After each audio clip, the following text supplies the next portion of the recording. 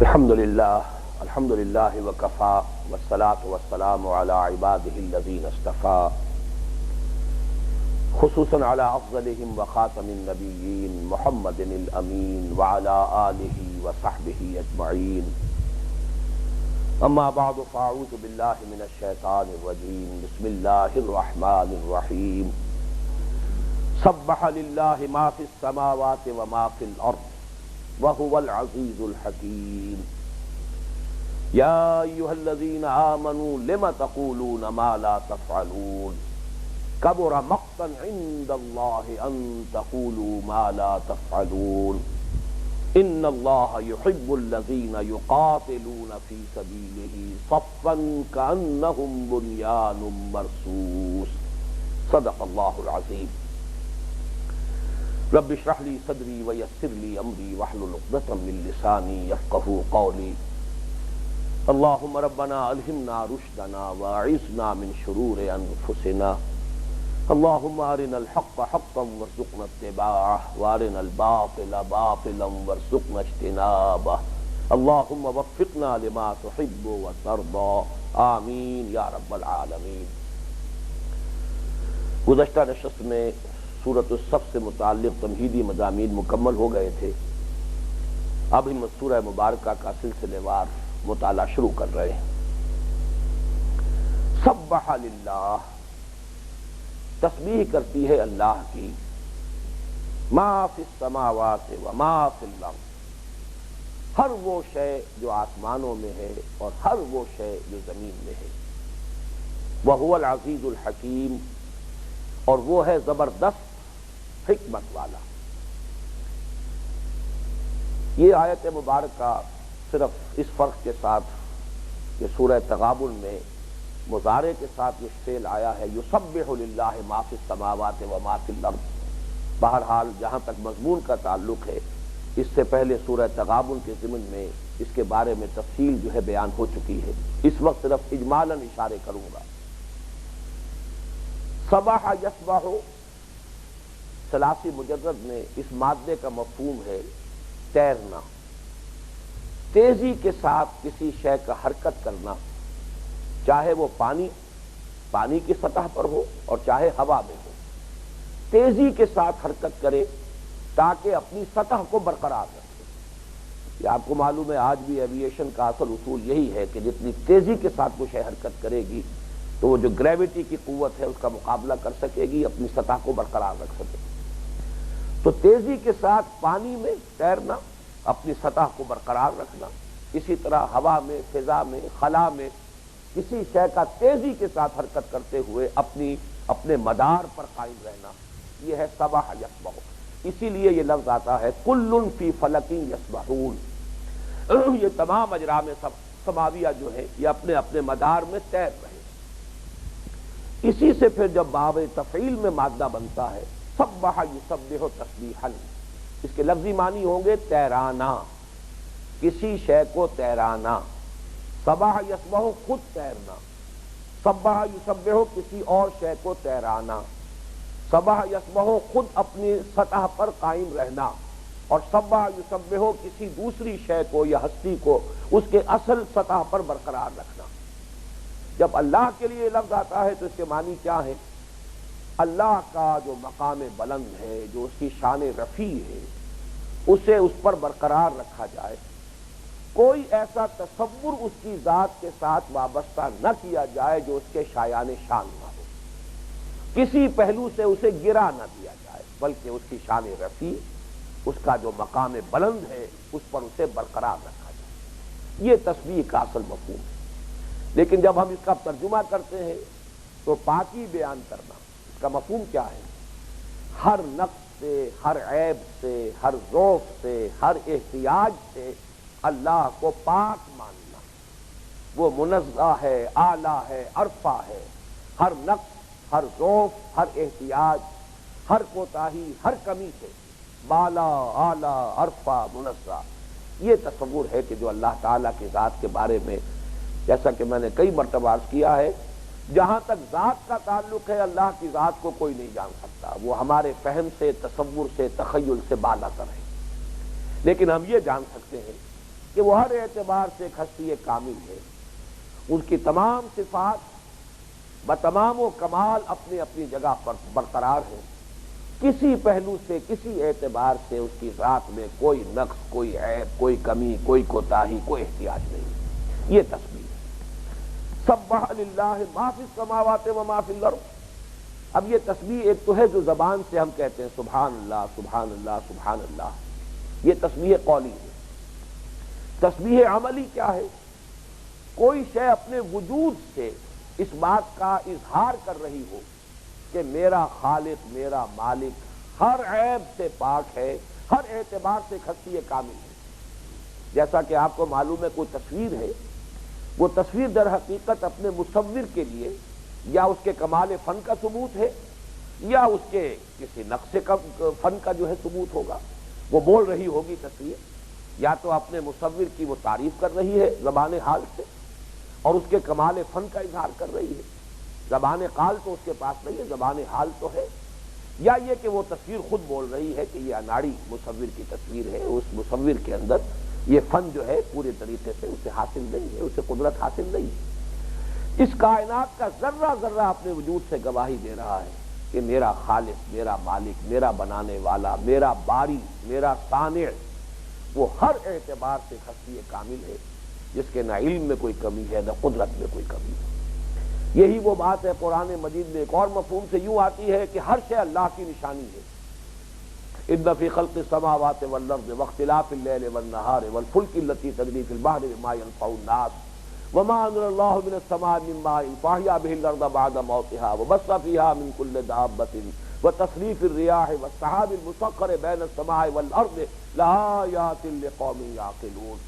یہ تمام جو بھی مظاہر فطرت ہیں، ذرہ ذرہ جو ہے اس کائنات کا، اور سورج سے لے کر ذرے تک ہر شے اللہ کی نشانی ہے، اس کے کمال قدرت، اس کے کمال علم، اس کی کمال حکمت کا منہ بولتا ثبوت ہے۔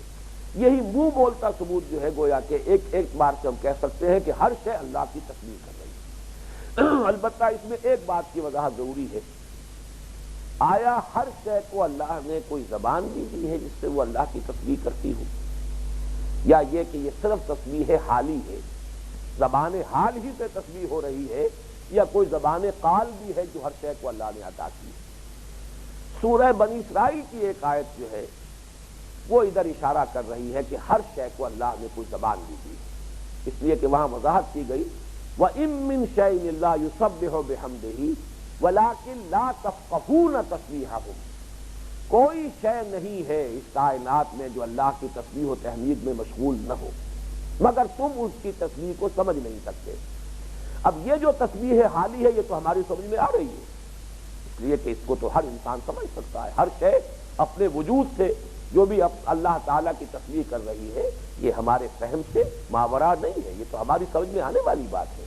وَلَٰكِن لَّا تَفْقَهُونَ تَسْبِيحَهُمْ، تم نہیں سمجھ سکتے ان کی تسبیح کو۔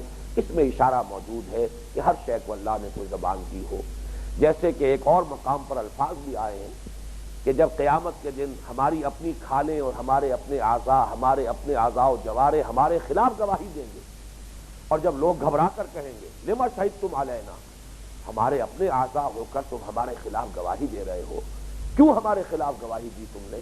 تو یہ اعضاء جواب دیں گے انطقنا اللہ الذی انطق کل شیء، آج ہمیں بھی نطق اور گویائی عطا فرما دی ہے اس اللہ نے جس نے ہر شے کو نطق اور گویائی عطا کی۔ یہاں پر بھی کل شے جو ہے کیٹیگوریکل انداز ہے کہ ہر شے کو اللہ نے کوئی نطق اور گویائی عطا کی ہوئی ہے، تو ہمیں اس دنیا میں رہتے ہوئے ان اعضاء و جوارے کو وہ نطق اور گویائی نہیں تھی، وہ نطق و گویائی تو ہمارے ایک مکمل آرگنزم کی حیثیت سے انسان کو ہمیں بحیثیت انسان حاصل تھی، لیکن وہاں ہر عضو کو جداگانہ طور پر وہ نطق اور گویائی عطا کر دی جائے گی جو اللہ تعالیٰ نے اس کائنات میں ہر شے کو عطا کی ہوئی۔ اس اعتبار سے یہ کہ ہر شے کی کوئی تسبیح قولی بھی ہے، اس کی طرف قرآن مجید میں اشارات موجود ہیں۔ یہاں اس سورہ مبارکہ کے مضمون کے ساتھ اس کا کیا ربط ہے وہ میں تمہیدی مضامین میں بیان کر چکا ہوں۔ اگر انسان بھی صرف تسبیح و تحمید ہی میں مشغول رہے تو فقط اللہ اللہ اللہ، تو کائنات کی دوسری چیزوں سے پھر اس کی کیا امتیازی شان ہے؟ یہاں تو کچھ اور درکار ہے۔ اس شے کی کوئی کمی نہیں تھی، جیسا کہ میں نے عرض کیا تھا تمہیدی مضامین میں کہ جب انسان کی تخلیق کا اللہ تعالیٰ نے ارادہ ظاہر فرمایا تو فرشتوں نے یہی کہا تھا نحن نسبح بحمدک ونقدس لک، تسبیح و تحمید میں کوئی کمی نہیں ہے پروردگار، ہم تسبیح و تحمید میں لگے ہوئے، لیکن یہ کہ کوئی اور شے تھی اللہ کو مطلوب اور درکار جس کے لیے کہ اللہ نے انسان کو پیدا کیا ہے۔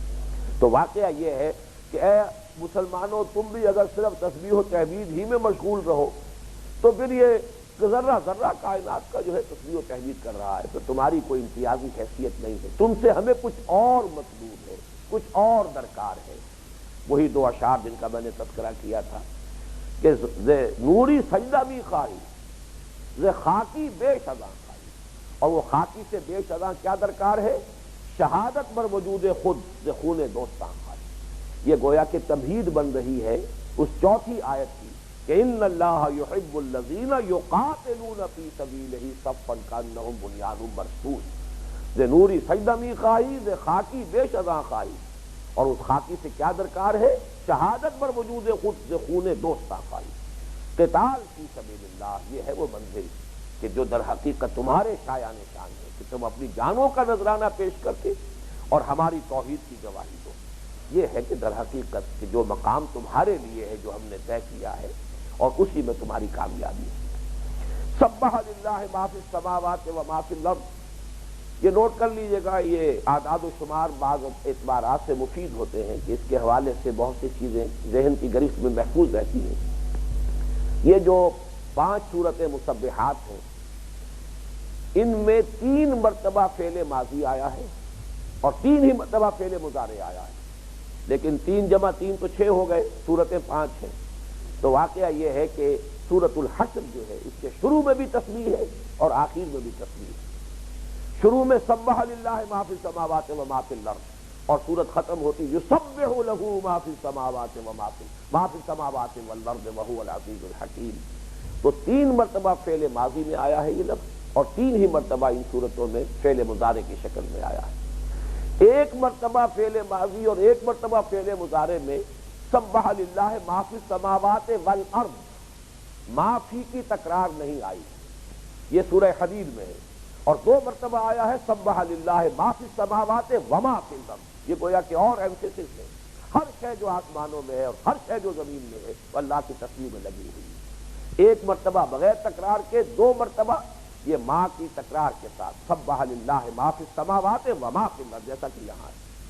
سورہ حدید کے شروع میں بغیر تکرار کے ہے سبح للہ ما فی السماوات والارض، اور سورہ حشر اور سورہ صف کے شروع میں یہ تکرار کے ساتھ، اعادے کے ساتھ ہے سبح للہ ما فی السماوات وما فی الارض۔ اسی طرح 1 مرتبہ فعل مضارع میں وہ تکرار اور اعادہ نہیں ہے، وہ سورہ حشر کے آخر میں یسبح لہ ما فی السماوات والارض، لیکن سورہ جمعہ اور سورہ تغابن کے شروع میں وہ تکرار اور اعادے کے ساتھ ہے یسبح للہ ما فی السماوات وما فی الارض۔ بہرحال اس میں در حقیقت جو مقصود ہے وہ مزید ایمفیسس اور تاکید، اللہ کی تسبیح کر رہی ہے ہر شے، خواہ وہ آسمانوں میں ہے اور خواہ وہ زمین میں۔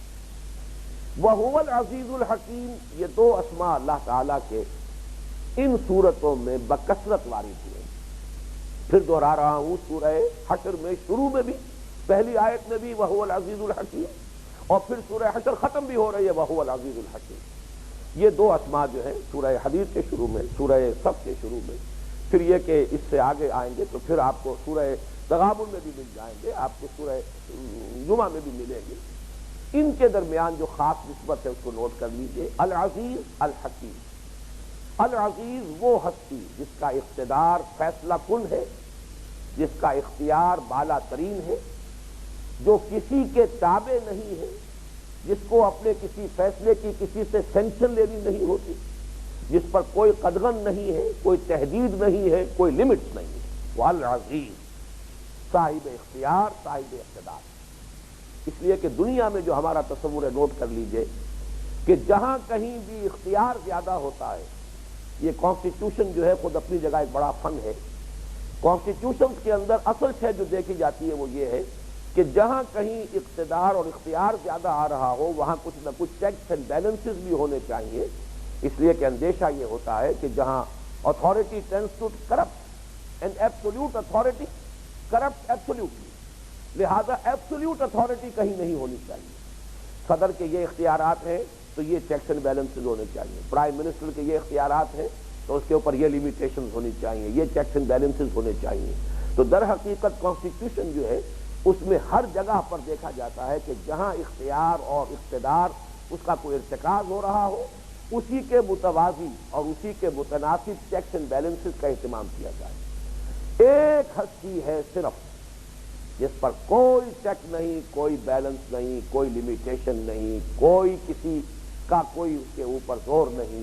العزیز, اپنی جگہ پر مقتدر مطلق, آخری اختیار اور اقتدار رکھنے والی ذات العزیز. لیکن اس کو بیلنس کرتا ہے قرآن مجید. جہاں العزیز آتا ہے اکثر و بیشتر اس کے ساتھ الحکیم آ جائے, حکمت والا. اللہ تعالیٰ کا یہ اقتدار مطلق اس کی حکمت کاملہ کے ساتھ ہے. یہ گویا کہ جو تصور ذہن میں آ سکتا ہے, وہ جو میں نے ابھی عرض کیا تھا کہ یہ پولیٹیکل سائنس کا یہ ایکسیوم ہے, authority tends to corrupt and absolute authority corrupt absolutely. اور یہاں ایبسولوٹ اتھارٹی ہے. ظاہر بات ہے اس پر کوئی چیک اینڈ بیلنس جو ہے باہر سے نہیں ہے, خارجی نہیں ہے. اللہ تعالیٰ کی ذات کے اوپر کسی اور دوسری ہستی کی طرف سے کوئی قدغن, کوئی لمیٹیشن نہیں ہے. البتہ اس کی اپنی حکمت جو ہے اس کے بارے میں یہ سمجھ لیجئے کہ یہ اختیار حکمت کے ساتھ استعمال ہوتا ہے. اس کی حکمت بھی کاملہ ہے, یہ ایٹ رینڈم استعمال نہیں ہوتا.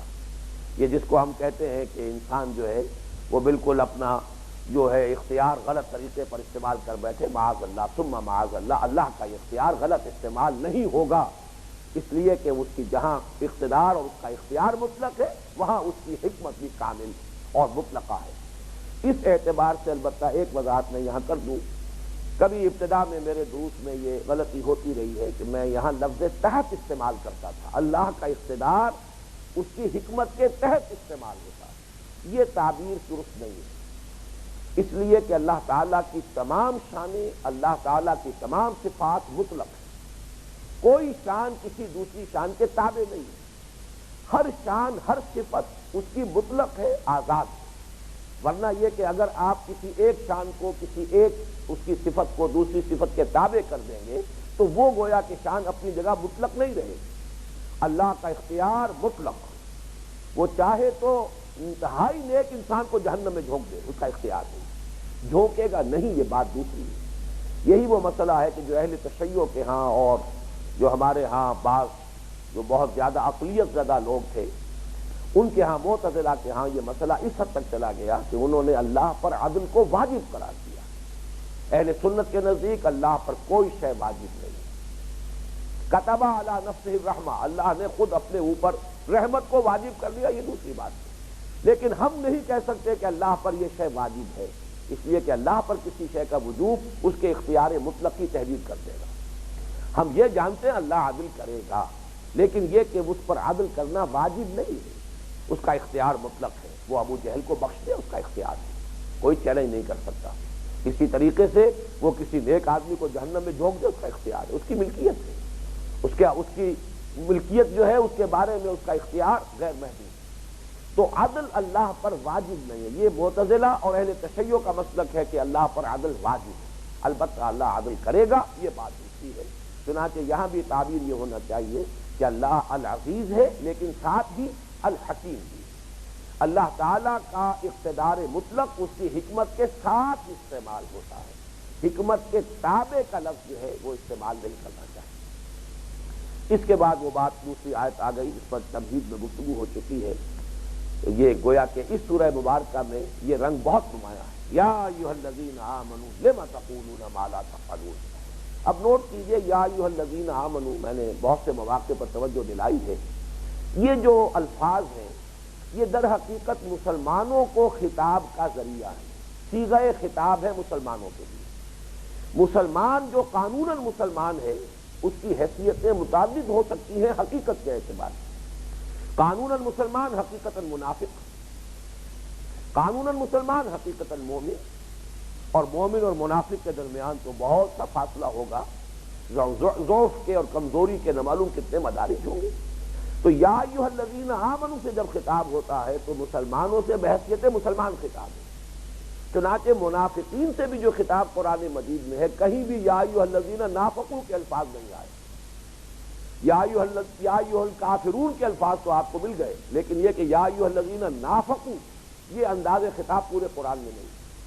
منافقین سے بھی جب گفتگو ہوئی ہے تو یا ایھا الذین آمنوا، اس لیے کہ بہرحال ایمان کا وہ دعوے دار تھے، قانوناً مسلمان تھے، زبان سے کلمہ شہادت ادا کرتے تھے، قسمیں کھا کر کہتے تھے اذا جاءک المنافقون قالوا نشهد انک لرسول اللہ واللہ یعلم انک لرسولہ واللہ یشهد ان المنافقین لکاذبون.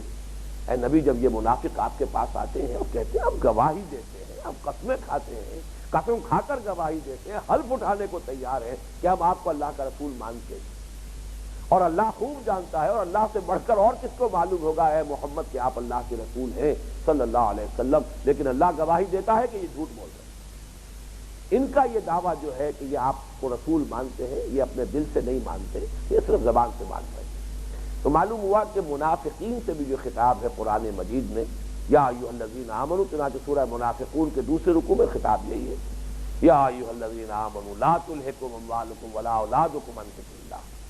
تو یہاں بھی نوٹ کر لیجئے کہ اگرچہ یہاں یا ایھا الذین آمنوا کے الفاظ ہیں، لیکن ظاہر ہے کہ یہاں مخاطب ابو بکر نہیں ہے، عمر نہیں ہے، حمزہ نہیں ہے رضی اللہ تعالیٰ عنہم اجمعین، اس لیے کہ ان کے ہاں قول و فعل کے تضاد کا کوئی امکان نہیں ہے. یہ سابقون الاولون نہیں ہے، یہ وہ لوگ نہیں ہیں مہاجرون اور انصار میں سے کہ جو لوگ ایمان میں سبقت کرنے والے صادق القول اولئک هم المؤمنون حقا، یہ جو آیا ہے سورہ انفال میں شروع میں بھی آخر ہے، بلکہ یہاں اشارہ ہو رہا ہے منافقین کی طرف، روح سکون ان کی جانب ہے، یا اس کو ایکسٹینڈ کریں گے تو جو کمزور ایمان والے لوگ ہیں. ظاہر بات ہے کہ خدا پنج انگوش یکساں نہ کر، نہ ہر زند نست و نہ ہر مرد مرد. وہاں کچھ لوگ ایسے بھی تھے کہ جو مومن تو تھے سچے، نفاق نہیں تھا، لیکن ایمان کے اندر ابھی وہ رسوخ، وہ پختگی، وہ گہرائی، وہ تمکن اور وہ استحکام ابھی موجود نہیں تھا. لہذا ان سے کبھی کوئی خطا بھی ہو جاتی تھی، کبھی کوئی ایمان کے منافی کسی حرکت کا بھی صدور ہو جاتا تھا، کبھی کسی کمزوری کا اظہار ہو جاتا تھا.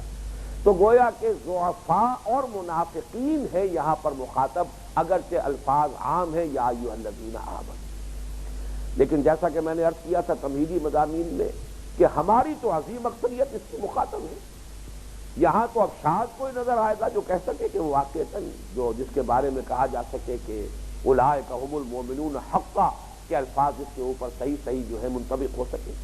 لہذا اس وقت تو امت مسلمہ جو ہے 99.9 ریکرنٹ پرسنٹ ہے وہ در حقیقت اس خطاب میں شامل ہے کہ یا ایھا الذین آمنوا لما تقولون ما لا تفعلون، کیوں کہتے ہو جو کرتے نہیں.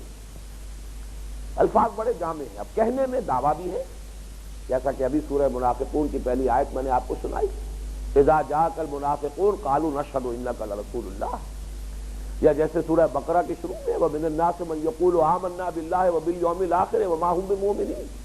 قول تو ہے، اور ظاہر بات ہے ایک ہمارے ہاں کی زبان جو تھی ہریانہ کی زبان، اس کی ایک کہاوت ہے ہندی لہجے میں کہ تھوتھا چنا باجے گھنا. ویسے بھی عام طور پہ کہا جاتا ہے کہ خالی برتن زیادہ کھڑکتا ہے. تو جن لوگوں کے دلوں میں ایمان نہیں تھا وہ اپنے ایمانی جذبات کا اظہار بڑے شد و مت سے کرتے تھے. بڑے دعوے، ہر موقع آئے گا تو ثابت ہو جائے گا کہ کون کس درجے جو ہے سرفروشی کرنے والا ہے، بڑھ چڑھ کر جو ہے دعوے کرنا اپنے ایمان کے اور جذبات ایمانی کے. یہ سارے دعوے ان کے ہاں زیادہ تھے. جن کے ہاں وہ گہرائی تھی وہ تو سکوت جو ہے وہ در حقیقت گہرائی کا غماز ہوتا ہے. کہہ رہا ہے شور دریا سے سمندر کا سکوت، جس کا جتنا ظرف ہے اتنا ہی وہ خاموش ہے، جس کے اندر جتنی گہرائی ہوتی ہے اتنی ہی پھر وہ بڑ بولا انداز اس کا نہیں ہوتا، بلکہ اس میں سکوت اور سکون کی کیفیت ہوتی ہے. یہ لوگ وہ تھے کہ جو اپنے ایمانی جذبات کا اظہار کر رہے ہیں، اپنے جوش کا، اپنے جذبات کا. لہذا فرمایا لما تقولون ما لا تفعلون کبر مقتا عند اللہ ان تقولوا ما لا تفعلون. یہاں لفظ مقت کو سمجھ لیجیے. مقت در حقیقت ناراضگی کی وہ انتہا ہے جس میں بیزاری کا عنصر شامل ہو جائے. اس کو اچھی طرح سمجھ لیجیے کہ ناراضگی کا ایک درجہ وہ ہے جس میں آپ کو غصہ آتا ہے، آپ غصے کا اظہار کرتے ہیں. یہ درجہ جو ہے در حقیقت اس بات کی علامت ہے کہ آپ کو اس شخص سے کوئی توقع اچھی تھی، آپ توقع کسی اور کام کی کر رہے تھے، اس نے کام کوئی اور کیا ہے۔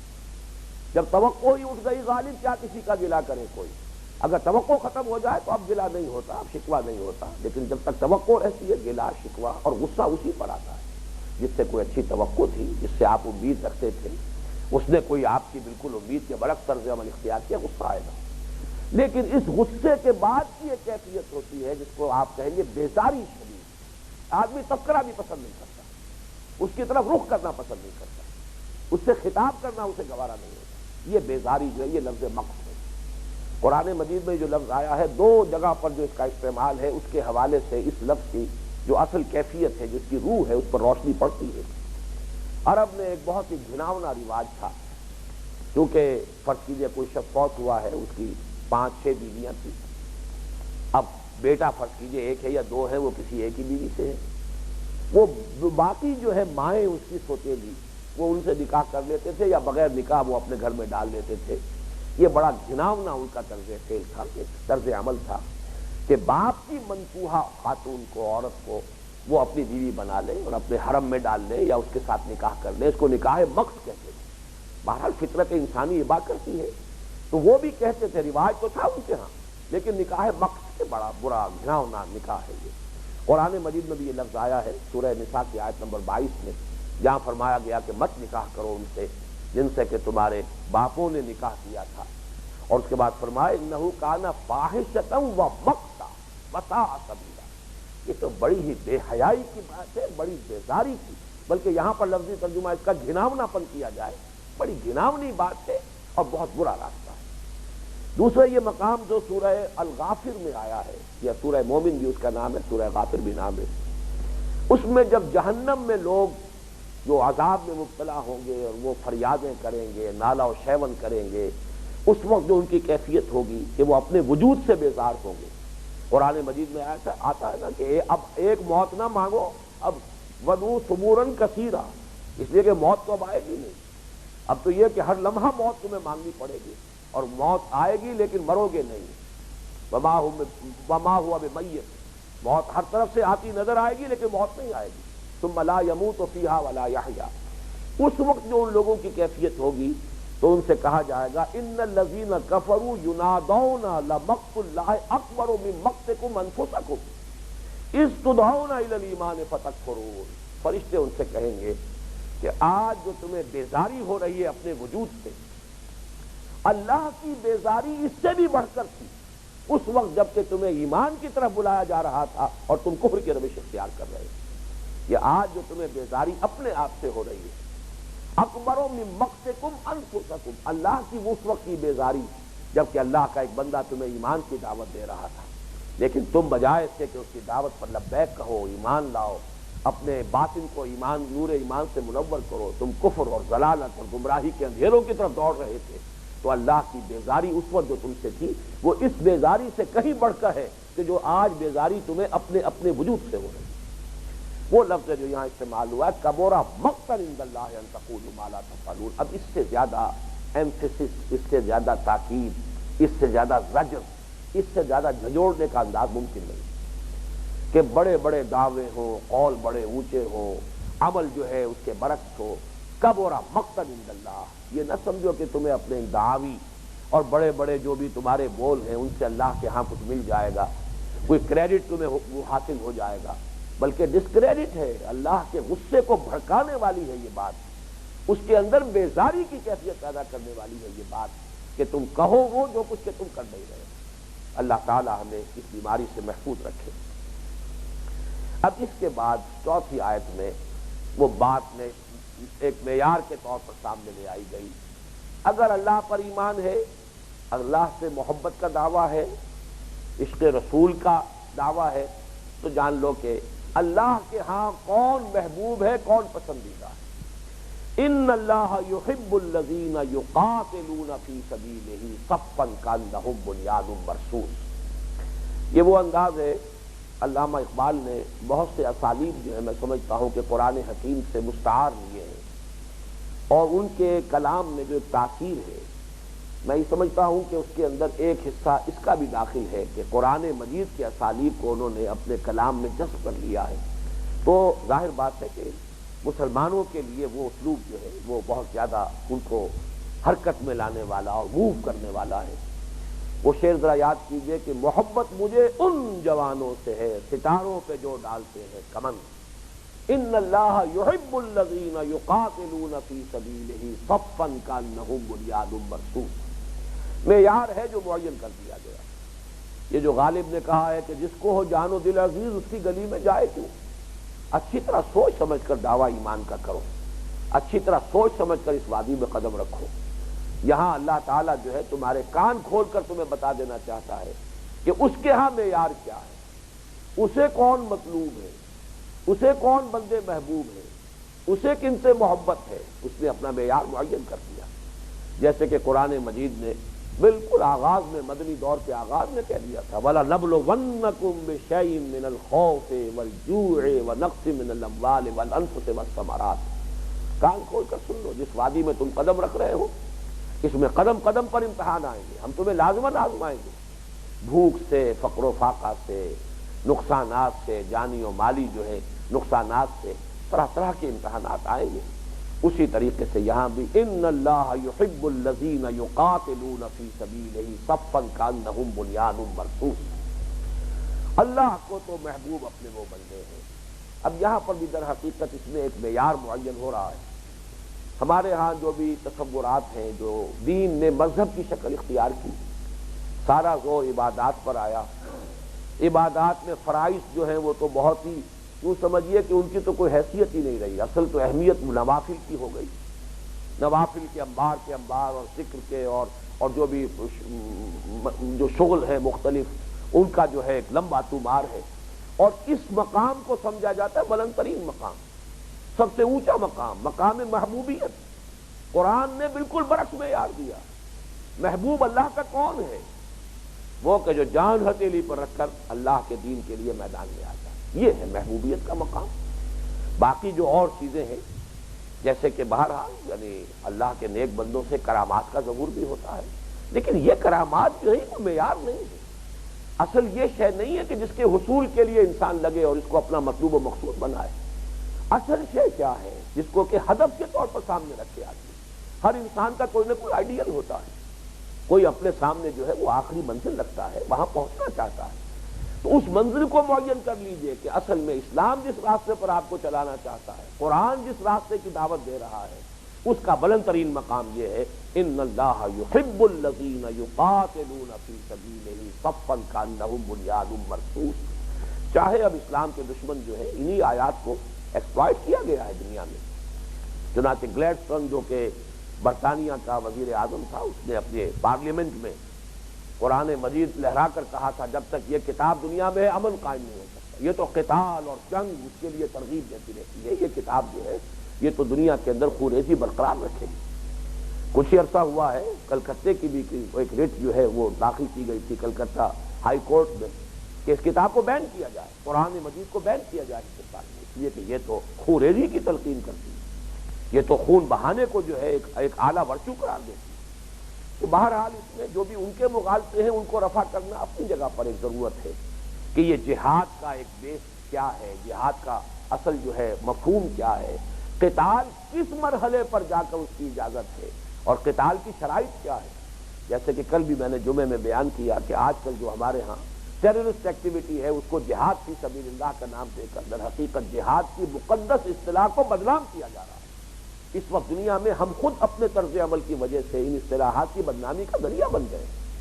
جہاد جب قتال میں بدلتا ہے، جیسا کہ میں نے عرض کیا تھا کہ میں مکمل تقریر کر چکا ہوں جہاد کے مراحل پر کہ 9 منزلیں ہیں جو میں نے گن کر بتائی ہیں کہ جس میں 9ویں منزل پر جا کر جہاد قتال بنتا ہے، لیکن یہ کہ ہم نے وہ باقی ساری منازل جو ہیں وہ تو ذہنوں سے اوجھل، نہ نفس کے خلاف جہاد ہے، نہ اپنی جان اور مال کو کھپانا ہے دعوت و تبلیغ کے لیے اور لوگوں پر حجت قائم کرنے کے لیے۔ یہ تمام مراحل طے کیے بغیر بس ہاتھ میں کلاشنکوف لیجئے یا کچھ اور ہتھیار لیجئے اور اللہ کی راہ میں آپ جہاد فی سبیل اللہ کے لیے نکل کھڑے ہوئے ہیں، یہ وہ چیزیں ہیں کہ جو جہاد کو اور قتال فی سبیل اللہ کے اصطلاحات کو بدنام کرنے کا ذریعہ بن گئی۔ لیکن یہ کہ ان تمام مراحل سے ہو کر، ان تمام منزلوں سے گزر کر جب جہاد قتال کی شکل اختیار کرتا ہے تو وہ قتال نوع انسانی کے لیے موجب رحمت ہے، اسی سے در حقیقت اصل سعادت جو ہے انسان کو حاصل ہوتی ہے، اخروی سعادت بھی، اور دنیا میں خیر اور برکت اور امن اور سکون اور عدل اور انصاف اور قسط پر مبنی نظام اس کو قائم ہوتا ہے، اس سے تعلق ہے۔ بہرحال یہاں اس سورہ مبارکہ میں اس کو پہلے قدم پر رکھ کر گویا کہ منزل معین کر دی، جس کو اس راستے پر آنا ہے اس آخری منزل کو دیکھ لیں، ادھر پیش قدمی کرنی ہے، جس کو ہو جان و دل عزیز اس کی گلی میں جائے کیوں، اگر اپنی جان عزیز ہے تو پھر یہ ہے کہ اس راستے پر آپ پہلا ہی قدم نہ رکھیے، اس لیے کہ حبس اعمال ہو جائے گا۔ ایک آدمی چلتا ہے، کچھ محنت کرتا ہے، کوئی مشقت کرتا ہے، کچھ اپنا وقت لگا رہا ہے، کچھ بال کھپا رہا ہے، اس منزل پر آ کر اور پیٹھ دکھا دیتا ہے۔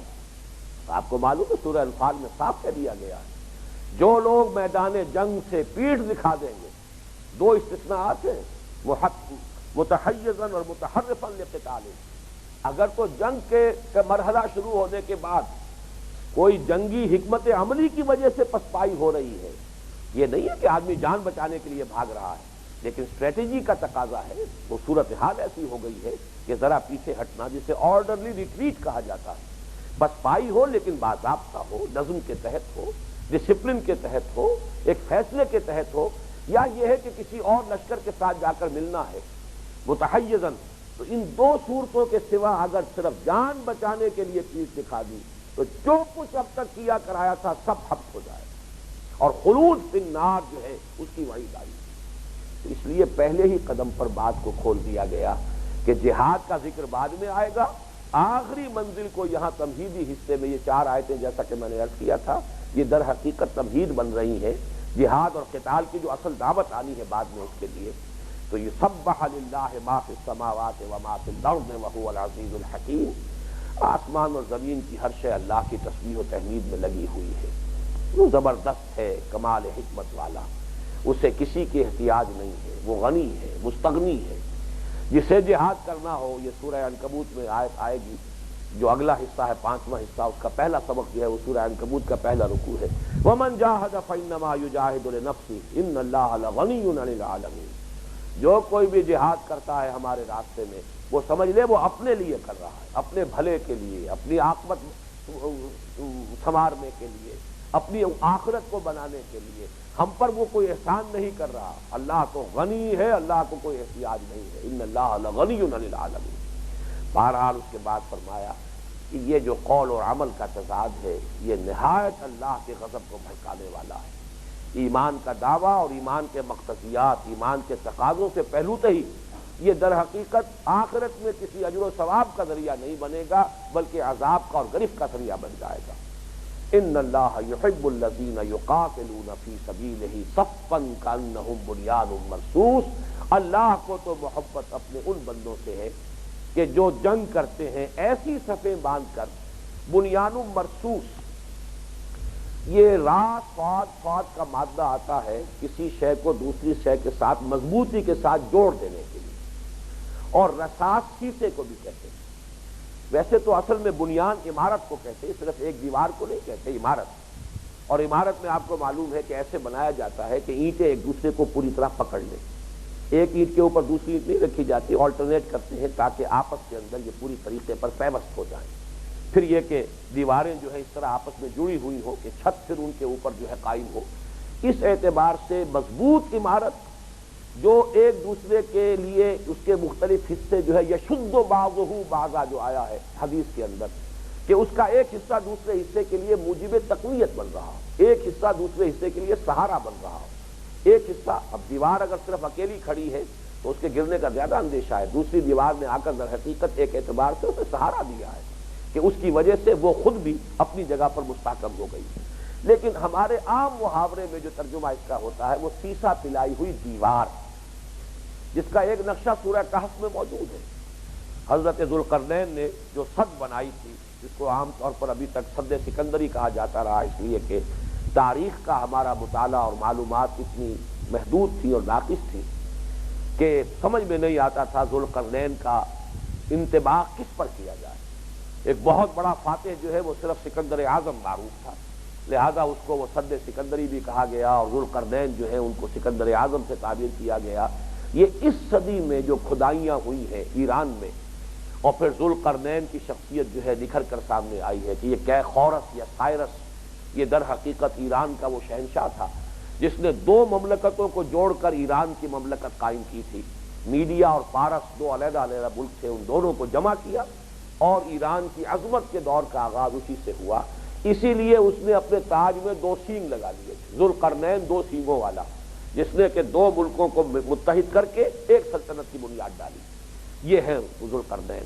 تو انہوں نے جو یاجوج و ماجوج کے لیے جو سب تعبیر کی تھی، سورہ کہف کے اندر اس کا ذکر ہے آخری حصے میں، اس میں آتا ہے کہ انہوں نے حکم دیا تھا آتونی زبر الحدید حتی اذا ساوا بین الصدفین قال انفخوا حتی اذا جعلہ نارا قال آتونی افرغ علیہ قطرہ۔ یہ یوں سمجھیے کہ اس دور کا یہ ایک انجینئرنگ جو ہے اس کا ایک بہت بڑا کمال ہوگا جو انہوں نے کیا ہے کہ لوہے کے تختے جو ہے جوڑے گئے، برابر برابر رکھے گئے، پھر ان کے نیچے آگ دہکائی گئی، جبکہ وہ سرخ ہو گئے، آگ بن گئے خود، تو اب اس کے اندر جو درمیان میں رکھنے تھے ان کو پر کیا گیا ہے پگھلے ہوئے تانبے سے، آتونی افرغ علیہ قطرہ۔ تو یہ گویا کہ ری انفورس کانکریٹ کا جو تصور آج دنیا میں موجود ہے کہ سیمنٹ ہے اور بجری ہے اور پھر درمیان میں وہ سلاخیں جو ہیں وہ لوہے کی رکھی ہوئی ہیں، تو اس سے بھی کہیں زیادہ مضبوط وہ سب تھی جو انہوں نے تعبیر کی تھی، وہ تصور ہے جس کے تحت ہم ترجمہ کرتے ہیں کہ یہ قتال بھی ایسے ہو جیسے کہ شیشہ پلائی ہوئی دیوار، جیسے کہ وہ سد سکندری کا تصور ہے جو سورہ کہف میں ہے، کوئی پیچھے نہ ہٹے، کوئی پشت نہ دکھائے، اس لیے کہ صف جو ہوتی ہے جنگ کے اندر، آج کل تو صفیں خیر اس طرح کی نہیں ہوتی، لیکن یہ ہے کہ جبکہ دو بدو جنگ کے مراحل ہوتے تھے، اصل اس میں تو صف جو ہے اس کا قائم رہنا بہت اہم ہوتا تھا، رکھنا نہ پڑ جائے، اس لیے کہ اگر صف کو کاٹ دیا ہے غنیم نے، دشمن نے، تو پھر یہ ہے کہ پسپائی کا اندیشہ ہے۔ تو سیسا پلائی ہوئی دیوار، جمے رہے ڈٹے رہے، جان دینے کے لیے آمادہ ہوں لیکن پشت دکھا کر جان بچا کر بھاگنے کا خیال نہ آئے، وہ لوگ جو اللہ کی راہ میں اس طور سے اپنی جانیں دینے کو تیار ہوں، سن لو کہ اللہ کو تو وہ پسند ہے۔ وہی پھر دو اشعار میں آپ کو دوبارہ سنا رہا ہوں، مقام بندگی دیگر مقام عاشقی دیگر، ز نوری سجدہ می خواہی ز خاکی دیش ازاں خواہی، چنا خود را نگہ داری کہ بائی بے نیازی ہا۔ اللہ بے نیاز ہے، اسے کوئی ضرورت نہیں ہے کسی کی، غنی ہے، اپنی تمام بے نیازیوں کے باوجود شہادت بر وجود خود ز خون دوستاں خالی، ان اللہ یحب الذین یقاتلون فی سبیلہ صفا کانہم بنیان مرصوص۔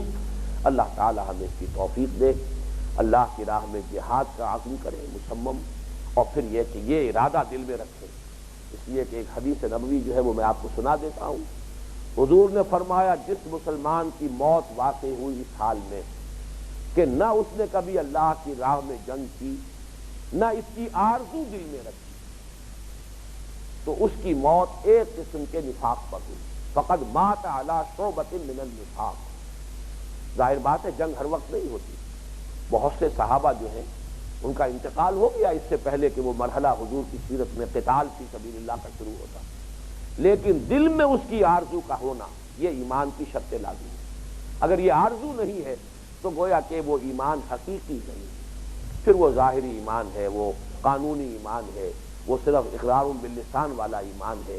حضور نے فرمایا کہ اس شخص کی موت فقد مات علی شعبۃ من النفاق، اور اسی میں ایڈ کر لیجئے خود حضور نے جو اظہار فرمایا اپنی آرزو اور تمنا کا، لَوَدِدْتُ أَنْ أُقْتَلَ فِي سَبِيلِ اللَّهِ ثُمَّ أُحْيَا ثُمَّ أُقْتَلَ ثُمَّ أُحْيَا ثُمَّ أُقْتَلَ، میری بڑی شدید خواہش ہے کہ میں اللہ کی راہ میں قتل ہو جاؤں، پھر مجھے زندہ کیا جائے، پھر ایک مرتبہ مجھے اللہ کی راہ میں قتل ہونے کی لذت حاصل ہو، پھر مجھے زندہ کیا جائے، پھر میں قتل کیا جاؤں۔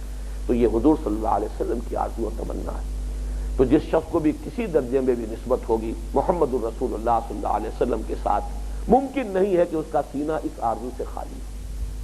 بارک اللہ لی ولکم فی القرآن العظیم ونفعنی وإیاکم بالآیات۔